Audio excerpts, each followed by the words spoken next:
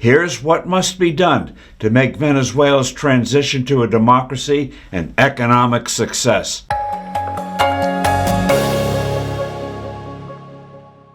Hello, I'm Steve Forbes, and this is What's Ahead, where you get the insights you need to better navigate these turbulent times.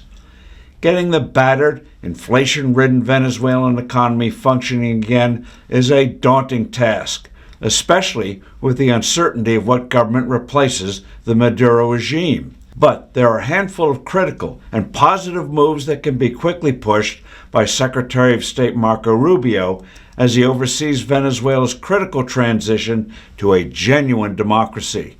For starters, keep out the IMF, the International Monetary Fund. Bringing in the IMF would be an easy but disastrous default move. The institution pushes toxic prescriptions that hinder robust economic growth, most notoriously its fixation on currency devaluations and higher taxes. A lingering, weak economy would eventually discredit a free market democratic government. Lowering the value of a currency is the very definition of monetary inflation. That's why a mighty good boost for the new Venezuela would be to dollarize the economy. That is, rapidly replace the virtually worthless currency, the bolivar, with the greenback. Two Latin American nations, Ecuador and El Salvador, did just that back in the early 2000s. The change has been a popular success. Argentina President Javier Milei promised to adopt the dollar as the country's official currency during his campaign 2 years ago. Unfortunately, like Eve tasting the apple, Milei didn't resist when the IMF serpent slithered into his garden, offering cash in return for Milei ditching his dollarization vow.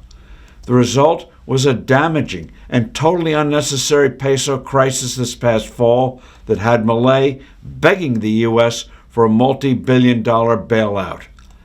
Given Argentina's sorry history with the peso, it's a program that is guaranteed to fail, thereby jeopardizing his other sweeping, courageous free market reforms. Venezuela should also enact a simple, low-rate Singapore-like income tax system, or even a straight-out flat tax, as countries like Estonia and Bulgaria have done.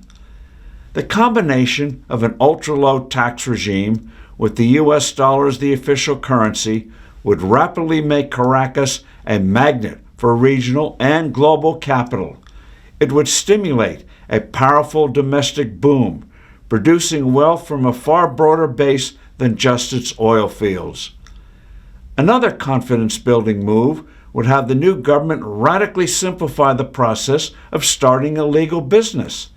This would cut out all the licenses and fees that plague would-be startups and are a nest of corruption. New Zealand and Denmark are real-world models on how this can be done. Secretary Rubio might also suggest that the new government take a look at setting up a wealth fund, where a certain amount of oil and gas revenue would be deposited each year and managed like a mutual fund. After a period, to let the assets grow, annual dividends could be instituted and distributed to all individuals.